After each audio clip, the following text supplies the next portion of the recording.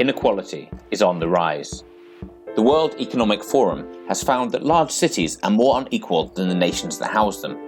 In London, nearly a third of the total income is concentrated in the hands of the top 10%. Meanwhile, the bottom 10% of households are earning only 2% of all income. London's income inequality ranks close to the levels found in developing countries such as Trinidad and Tobago. But are cities driving income inequality? A 2014 study by Behrens and Robert Nickoud dived deep into urban inequality. They argued top-tier cities suffer from the superstar dilemma, a phenomenon where major cities disproportionately reward top talent, the superstars, and disproportionately neglect the less talented, the selection. Effectively, cities attract the biggest and best talent pools as they offer the best opportunities. But the high rewards of climbing to the top of the ladder are matched by high risks.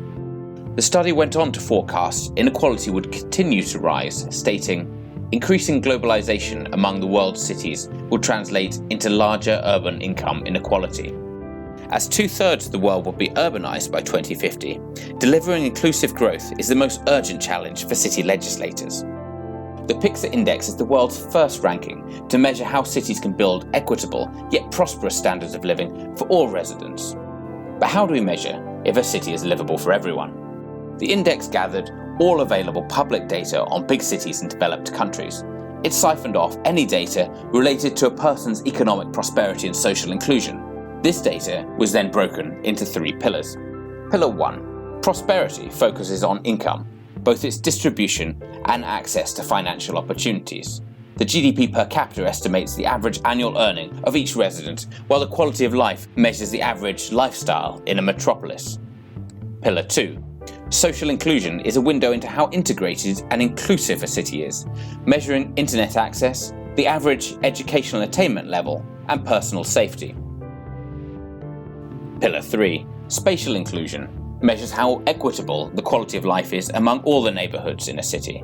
It establishes if a city's infrastructure and services is accessible to both the haves and the have-nots, looking at indicators such as environmental quality, affordability, and access to healthcare.